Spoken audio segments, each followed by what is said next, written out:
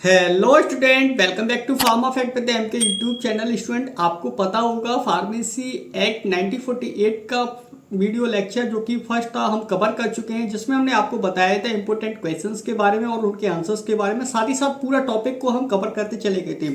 तो स्टूडेंट, उसमें से एक टॉपिक रह गया था, डी फार्मा सेकेंड ईयर का ये सब्जेक्ट है, आपको बता देते हैं। जिसमें आपका एक टॉपिक रह गया था स्टेट फार्मेसी काउंसलिंग। तो स्टेट फार्मेसी काउंसलिंग क्या होती है, किस तरीके का क्वेश्चंस आपको देखने को मिल सकता है, इसको आज कवर करते हैं। तो स्टूडेंट, जैसा कि आपका क्वेश्चन आ सकता है, what is the SPC. SPC क्या होता है स्टूडेंट, ये होता है हमारा स्टेट फार्मेसी काउंसलिंग।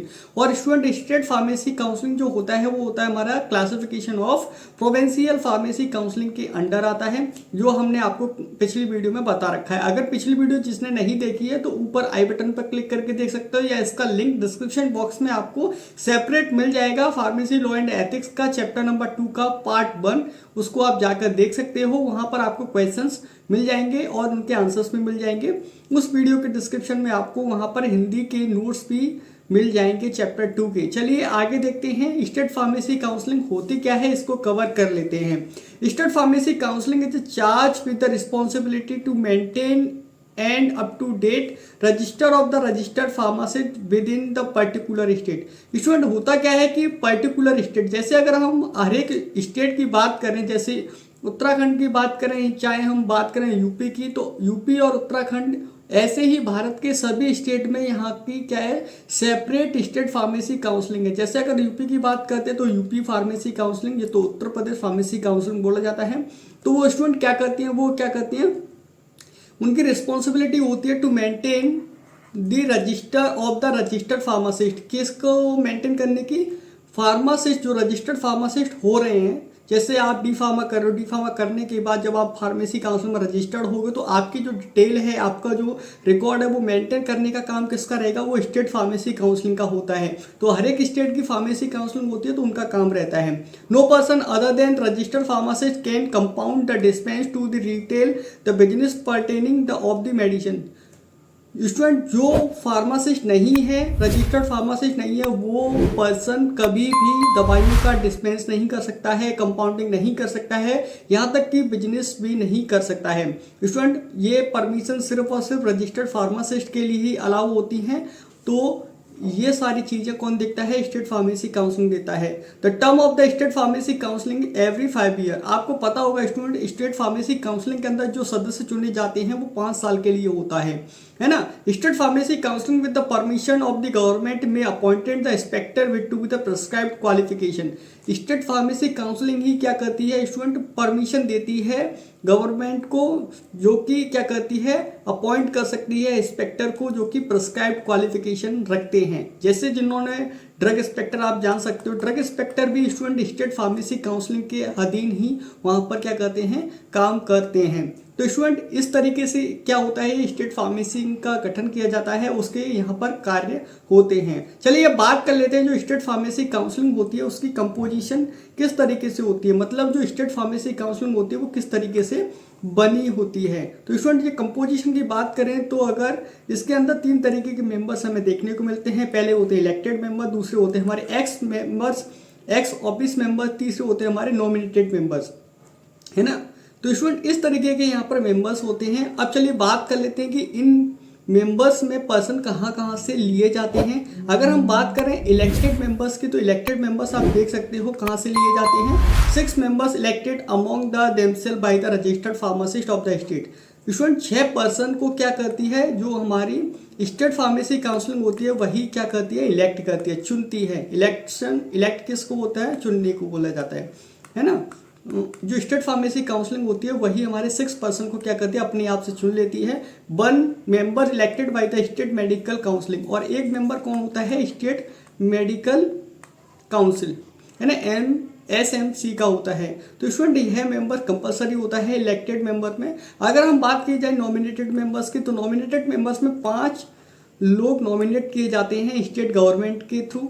उसके अलावा अगर आप बात करते हैं एक्स ऑफिस मेंबर्स के बारे में, तो एक्स ऑफिस के अधीन कौन कौन लोग आते हैं, तो आप देख सकते हो क्या है, चीफ एडमिनिस्ट्रेटिव मेडिकल ऑफिसर्स जो कि एक्स ऑफिसर्स होते हैं वो यहाँ पर एज ए मेंबर चुने जाते हैं। अगर बात की जाए सेकंड, जो कि officer in charge of drug controller department of state के जो ड्रग कंट्रोलर होते हैं डिपार्टमेंट के, वो क्या करते हैं यहाँ पर चुने जाते हैं। Government analyse depute by two the state government के द्वारा यहाँ पर क्या करा जाता है, गवर्नमेंट एनालाइस्ट को भी यहाँ पर चुना जाता है। गवर्नमेंट एनालाइस्ट क्या होते हैं स्टूडेंट, वो लोग होते हैं जो कि गवर्नमेंट लेबोरेटरीज में क्या करते हैं, काम करते हैं। उन लोगों को यहाँ पर क्या करा जाता है, एक्स ऑफिसर मेंबर्स की तरह यहाँ पर चुना जाता है 5 साल के लिए, है ना। President and vice president shall be elected by the members from the amongst themself subject to be the membership they hold the office for the 5 years and also eligible for the re election. ये 5 साल के लिए चुने जाते हैं और also यह क्या होते हैं, री इलेक्शन के लिए यहाँ पर एलिजिबल होते हैं। ऐसा नहीं होता है कि एक बार चुन के दोबारा नहीं चुने जाएंगे, दोबारा भी चुने जा सकते हैं क्योंकि री इलेक्शन होता है। अगर इलेक्शन में जीतते हैं तो यहाँ पर क्या कर सकते हैं, यहाँ पर उनको दोबारा से मेंबर बना लिया जाता है। चलिए अब आके देखते हैं कि एसपीसी के फंक्शन क्या होते हैं। फंक्शंस की बात की जाए तो स्टूडेंट इनके फंक्शंस होते हैं जैसे इंस्पेक्शन बाय द स्टेट, है ना। स्टेट फार्मेसी काउंसलिंग के थ्रू क्या करा जाता है, इंस्पेक्शन किया जाता है। किस किस कहाँ कहाँ इंस्पेक्शन किया जाता है वो देख लेते हैं। State pharmacy counselling appointed the suitable number of inspector.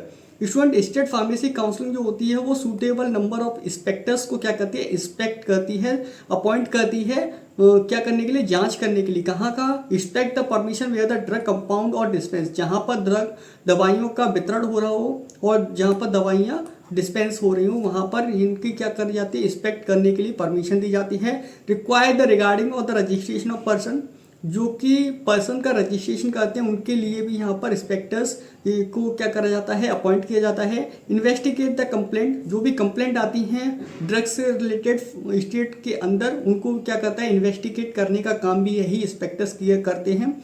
उसके अलावा इंस्टीट्यूट प्रोसिक्यूशन के अंदर क्या होता है स्टूडेंट, हर एक फार्मेसी जहाँ जहाँ चल रही है किसी भी स्टेट के अंदर, वहाँ पर जाके इंस्पेक्शन करना भी इन्हीं इंस्पेक्टर्स का काम होता है। तो स्टूडेंट यह फंक्शंस जो होते हैं वो एसपीसी के होते हैं। दूसरा क्या होता है इनका फंक्शंस, मेंटेन द रजिस्टर।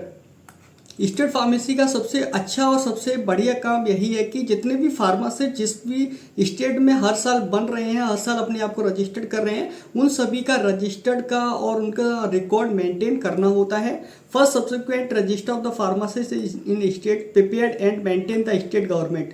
इन सभी लोगों का जो डेटा होता है वो क्या करती हैं, स्टेट गवर्नमेंट के थ्रू क्या करा जाता है, वहाँ पर मेंटेन किया जाता है। तीसरा इसमें जो हमारा फंक्शन होता है वो होता है एंट्री और रिन्यूअल द नेम। अगर स्टेट फार्मेसी काउंसलिंग में से किसी भी पर्सन का, किसी भी फार्मासिस्ट का नेम को रिमूव करना है या एंट्री कराना है, वो काम भी हमारा एसपीसी के अंडर आता है। चौथा काम होता है प्रिंटिंग द रजिस्टर्ड। जितने भी रजिस्टर्ड बनाए जाते हैं एसपीसी के अंदर, उन सभी रजिस्टर को प्रिंट करने का काम भी एसपीसी ही करती है। चलिए आगे देख लेते हैं special provision of this act. तो student special provision of this act, इसमें से कोई क्वेश्चन अभी तक पूछा नहीं गया। अगर पूछा जाता है तो हम आपको डेफिनेटली बताएंगे। अगर आपको पढ़ना है तो आप पढ़ सकते हो। फार्मेसी एक्ट 1959 के अंदर कौन कौन से अमेंडमेंट हुए थे आप देख सकते हो। फार्मेसी एक्ट 1976 के अंदर कौन कौन से रजिस्टर्ड हुए थे, अमेंडमेंट हुए थे, वो भी आप यहाँ पर देख। स्टूडेंट अब बात कर लेते हैं ऑफेंस एंड पेनल्टीज के बारे में। जो लोग नकली रजिस्टर फार्मासिस्ट बनते हैं उनके ऊपर 500 रुपये का जुर्माना लग सकता है फर्स्ट कन्वेक्शन पर। उसके अलावा फाइन अप टू द 10,000 और the 6 month imprisonment of the any subsequent conviction. अगर पहली बार अगर किसी ने किया है तो 500 रुपये का जुर्माना लग सकता है, या उसके अलावा 1,000 रुपये का जुर्माना लग सकता है, और उसके अलावा 6 साल की उसको जेल हो सकती है अगर दोबारा करता है तो। दूसरा इसका ऑफेंस अगर किसी पर्सन का है, dispensing by any unregistered person inspection medical practitioner. Student अगर क्या होता है कि कोई भी ऐसा पर्सन जो दवाइयों का वितरण कर रहा है लेकिन वो अनरजिस्टर्ड है, तो उसके ऊपर 6 month of the imprisonment for the fine up to the 1,000 और बोथ। उसके ऊपर 6 महीने की उसको जेल हो सकती है और 1,000 रुपये का उसके ऊपर जुर्माना लग सकता है। Failure to surrender the certificate of the registration, अपने सर्टिफिकेट को सरेंडर नहीं करता है, सरेंडर नहीं कर रहा है तो फेल हो जाता है, तो उसके ऊपर 50 रुपये का यहाँ पर फाइन लग सकता है। Obstruction on the state pharmacy counselling inspector, अगर एसपीएस मतलब स्टेट फार्मेसी काउंसलिंग के थ्रू कोई भी इंस्पेक्टर आता है और उस समय कोई पर्सन उसको उनको काम नहीं करने देता है तो उसमें क्या होता है, imprisonment up to the 6 month, 6 महीने की जेल हो सकती है और 1,000 रुपये का उसके ऊपर जुर्माना लग सकता है, या इन दोनों का ही यहाँ पर यूज़ कर सकते हैं। जो भी इंस्पेक्टर्स होते हैं या फाइन लगा दें या उनके ऊपर जुर्माना कर सकते हैं। तो स्टूडेंट यह क्वेश्चन आपके सामने हमेशा आने वाला है, हो सकता है इस बार भी आए। एसपीसी क्या होती है, स्टेट फार्मेसी काउंसिल के ऊपर शॉर्ट कोड लिखने को आपको बोला जा सकता है, तो आप यहाँ पर बता सकते हैं। चलिए मिलते हैं अगली चैप्टर 3 के साथ, पार्ट 1 के साथ। तो वहाँ पर हम आपके लिए बताएंगे कि ड्रग एंड कॉस्मेटिक एक्ट होता क्या है, तो है ना। ड्रग एंड कॉस्मेटिक एक्ट के बारे में आपको सारी की सारी इन्फॉर्मेशन हम आपको प्रोवाइड करने वाले हैं। वीडियो अगर पसंद आई तो प्लीज़ वीडियो को लाइक कीजिएगा, ज़्यादा से ज़्यादा शेयर कीजिए। चलिए मिलते हैं अगले वीडियो, तब तक के लिए दोस्तों